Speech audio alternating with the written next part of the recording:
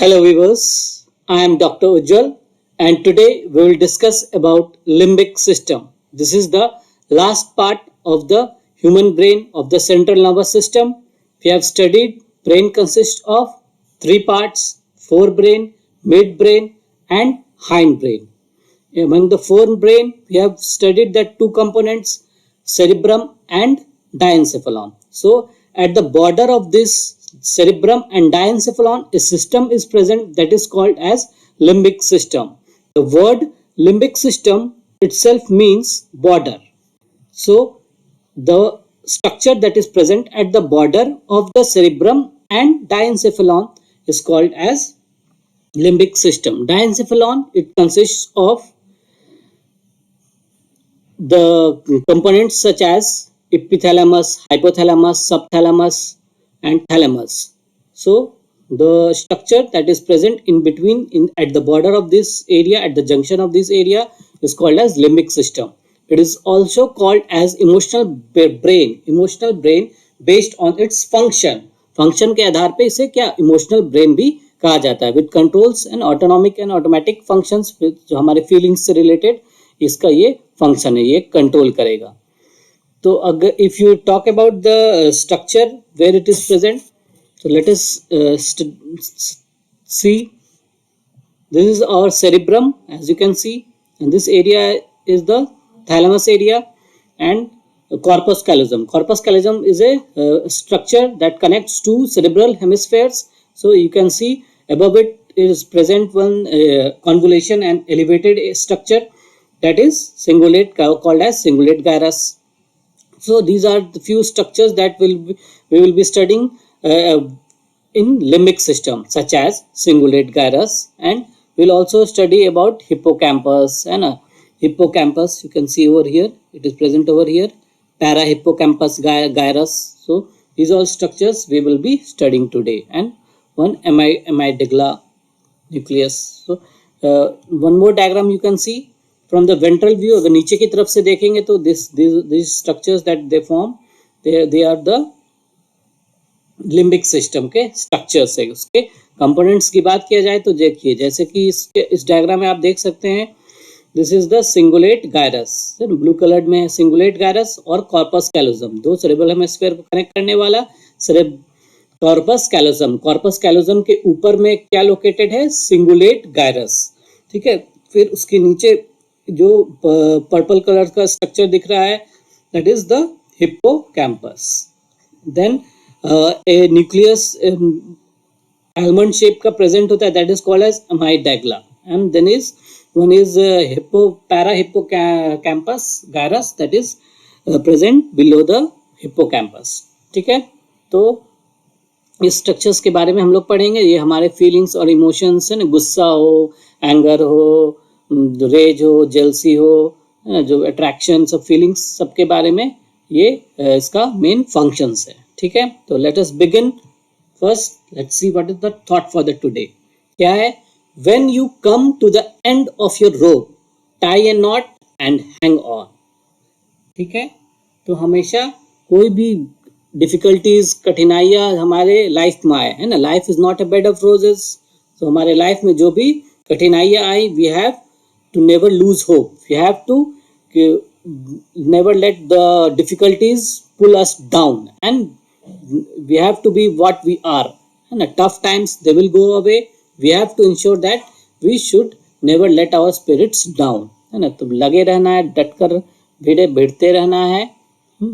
जो भी हमारा हासिल करना है, we will achieve it. चलिए, so we have to tie a knot and hang on. चलिए, hang on करते रहिए. Let us move on for the components of the limbic system. First, we'll study about cingulate gyrus. Cingulate word का मतलब होता है girdled, यानी ring like structure, ring के जैसा स्ट्रक्चर्स है.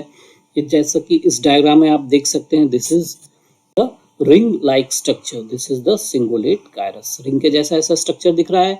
सिंगुलेट गायरस प्रेजेंट है. कॉर्पस कैलोजम इस एरिया में प्रेजेंट होगा. कॉर्पस कैलोजम के ऊपर लोकेटेड है इसका location.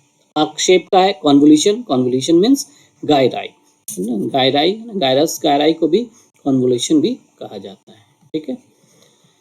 It regulates emotions and pain and it is involve, research के आधार पे पता किया है क्या, it predicting and avoiding negative consequences है। जो निगेटिविटी कुछ हो रहा है, निगेटिव हमारा रिजल्ट आएगा, कुछ आएगा, तो उसके बारे में प्रिडिक्शन कुछ ऐसा लगाने का हमारे पास जो शक्ति पैदा रहता है हमारे पास, that is under the control of cingulate gyrus. ठीक है। Next you will see about the hippocampus. Hippocampus क्या है? हिप्पोकैम्पस एक आर्क कर्व बैंड स्ट्रक्चर है, यहाँ पे ऐसा दिख रहा है स्ट्रक्चर है ना, it is curve band of grey matter. Function क्या है? It convert short term into long term है ना। शॉर्ट टर्म जो मेमोरी है, शॉर्ट टर्म इवेंट्स जो हो रहे हैं उसको ज्यादा देर तक, ज्यादा दिन तक, ज्यादा साल तक याद रखने के लिए दैट इज इम्पॉर्टेंट। ठीक है। It is essential in learning, तो लर्निंग में ये मदद करता है। गजनी मूवी आप लोगों ने देखा होगा है ना, कैसे जो उसके अंदर एक्टर चोट लग जाती है, हिप्पोकैम्पस एरिया में चोट लगा तो वो शॉर्ट टर्म लॉस हो जाए, शॉर्ट टर्म मेमोरी लॉस हो जाता है उसका, और वो सब जो कोई भी चीज़ है वो याद नहीं रह सकती है ज़्यादा देर तक। That we have to remember. इस मूवी से आप लोग याद रख सकते हैं हिप्पोकैम्पस का क्या फंक्शन है। It convert short term memory into long term memory. ठीक है। you can see the structure, this is beautiful and a clear diagram, you can see hippocampus है ना, ये वाला जो कर्व ऐसा स्ट्रक्चर दिख रहा है ना, दिस इज द हिप्पोकैम्पस। तो हिप्पोकैम्पस याद रखना है कि ये शॉर्ट टर्म मेमोरी को कन्वर्ट करता है लॉन्ग टर्म मेमोरी में, यानी कि सिर्फ और सिर्फ रिसेंट इवेंट्स याद नहीं रखना है, उसको ज़्यादा देर तक याद रखना, लंबे समय तक। तो that is about the function of hippocampus. एक और शेप होता है जो डबल आलमंड शेप का होता है, ये देखिए है ना, लग रहा है जैसे दो आलमंड जो शेप का स्ट्रक्चर है। ठीक है। तो एमाइडाइग्ला उसी के नाम पे क्या है, एमाइडाइग्ला, आलमंड शेप का स्ट्रक्चर्स। एमाइडाइग्ला का फंक्शंस क्या होता है, जो कि इट कंट्रोल्स आवर मूड्स है ना, स्पेशली एंगर हो गया, रेज हो गया, जेलसी हो गया, गुस्सा है ना, जेलस की जलन की भावना, ये सब इसका मेन फंक्शंस है। ठीक है। तो it also controls our related to hunger, thirst and sexual desire, sexual feelings से भी रिलेटेड है। Para hippocampal gyrus. Para hippocampal gyrus क्या है? It helps us to modify forceful emotion है ना, फोर्सफुल इमोशंस, और कुछ जो हमारा जो मेमोरी के अंदर जो हम लोग कहीं जाते हैं घूमने, वेकेशन मनाने, कहीं भी ट्रैवल करने, या कोई भी सीन देख रहे हैं घर के आसपास का कहीं का भी, तो जो टोपोग्राफी होता है ना, जो वहाँ का जियोग्राफिकल एरिया, उसका सीन, उसका व्यू, तो वो हमारे माइंड के अंदर जो याद रखने का जो रेगुलेशन है, वो याद रखने का शक्ति किसके पास प्रेजेंट है? Para hippocampal gyrus. ठीक है। तो ये याद रखिएगा। ठीक है। तीन चीज बताया मैंने, ये कैसे याद रखना है। सिंगुलेट गायरस है जो कि इमोशंस और पेन को करता है, और ये गर्डल शेप का होता है, नेगेटिव कॉन्सिक्वेंसेस वगैरह को प्रेडिक्ट करने में आसान मदद देता है। फिर हिप्पोकैम्पस है, हिप्पोकैम्पस क्या है? कर्व बैंड है, और long term, short term memory को लॉन्ग टर्म में कन्वर्ट करता है। फिर क्या है? एमाइडाइग्ला। एमाइडाइग्ला क्या है? स्पेशली मूड वगैरह को कंट्रोल करता है ना, बोलते हैं ना भाई कोई मूडियल है बहुत, नहीं तो गुस्सा आ जाता है, गुज्जलन है, ये है, तो ये वाला किससे याद रखना है? एमाइडाइग्ला। फिर पैरा हिप्पोकैम्पस कैम्पल गायरस क्या है? जो हमारे जो सीन्स वगैरह, रिव्यूज वगैरह, जो भी हमें माइंड में ज्योग्राफिकल लोकेशन याद वगैरह रखने का जो कंट्रोल है, वो किसके पास प्रेजेंट है? Para hippocampal gyrus. तो ये कुछ components, they form the limbic system है ना, लिम्बिक सारे इमोशंस वगैरह से रिलेटेड है, तो ये सब कुछ फंक्शंस याद रखिएगा। ठीक है। चलिए, लिम्बिक सिस्टम के अंदर और it also includes all the olfactory bulbs वगैरह, जो कि हमारे स्मेल से रिलेटेड है ना, मैमलरी बॉडी वगैरह है, they are also involve with the memory process. चलिए, next let us see one topic about the mammalian characters in human brain है ना, ह्यूमन ब्रेन के पर्टिकुलर कैरेक्टर्स जो कि हमें मैमल, जो एनिमल किंगडम में पढ़े होंगे है ना, फाइलम जो कि एनिमेलिया के अंदर जो कैसे क्लास मैमेलिया कैसे उसके अंदर कैसे ये इंक्लूड होता है, कैसे ये पर्टिकुलर चेंजेस है compare to all other the classes such as aves हो गया, या फिर रेप्टाइल्स हो गए, एम्फीबियंस हो गए, फिशेस हो गए। ठीक है। सेरेब्रल हेमिस्फीयर क्या है? They are large in size and it is divided into lobes. तो लोब बहुत दो साइज है, लेफ्ट और राइट सेरेब्रल हेमिस्फीयर, और बहुत सारे उसके लोब्स है, फ्रंटल हो गया, ऑक्सीपिटल हो गया, पैराइटल हो गया, टेम्पोरल हो गया, तो ये स्फेनॉइड हो गया। तो दीज और लोब्स में वो डिवाइडेड है, सब लोब का अलग अलग फंक्शन है। ठीक है। फिर कॉर्पस कैलोजम प्रेजेंट है which connects the two cerebral hemispheres left and right. फिर ऑल्फैक्टरी लोब्स प्रेजेंट होता है, सॉलिड है और स्मॉल होता है। स्मेल की शक्ति प्रेजेंट होती है, बट इस बहुत ज़्यादा स्मेल की शक्ति किसके पास प्रेजेंट होती है? Mostly if you talk about the mammals, उसके अंदर भी डॉग्स में प्रेजेंट होती है और कुछ फिशेस जैसे कि शार्क वगैरह में सबसे बहुत ज़्यादा वेल डेवलप्ड ऑल्फैक्टरी लोब में प्रेजेंट होता है। ऑप्टिक लोब भी हमारे पास प्रेजेंट होता है, that is meant for the site, जो कि सॉलिड होता है स्ट्रक्चर में, ठीक है। पॉन्स वेरोलाई भी हमारे में प्रेजेंट होता है। एंड सेरेबेलम की बात किया जाए तो बहुत सारे उसमें गायरा एंड सल्कस प्रेजेंट होता है, तो it is very much folded. तो these are the few mammalian characters of our human brain. चलिए अब let us see about something about some interesting facts, fun facts about our brain. Brain को हम लोग आज कंक्लूड कर रहे हैं। Next we will study about, next video we will study about spinal cord, next lecture उसके बारे में रहेगा। तो कुछ फैक्ट्स जान लीजिए ब्रेन के बारे में।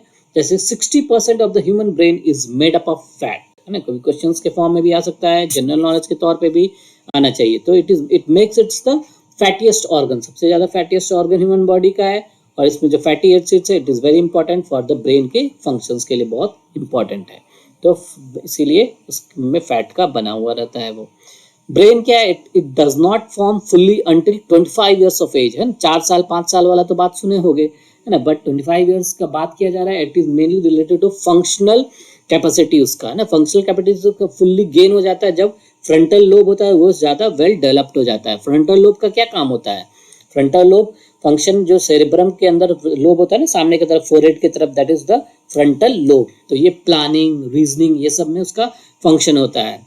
तो वो जनरली 25 ईयर्स तक डेवलप हो जाता है ये हमारे अंदर, ये सोच, reasoning, planning and all these things. तो इसीलिए 25 ईयर्स तक इसका स्ट्रक्चर होता है। तो अगर ब्रेन का डेवलपमेंट की बात किया जाए तो पीछे से स्टार्ट होता है ऑक्सीपिटल लोब से, और it goes towards the frontal lobe.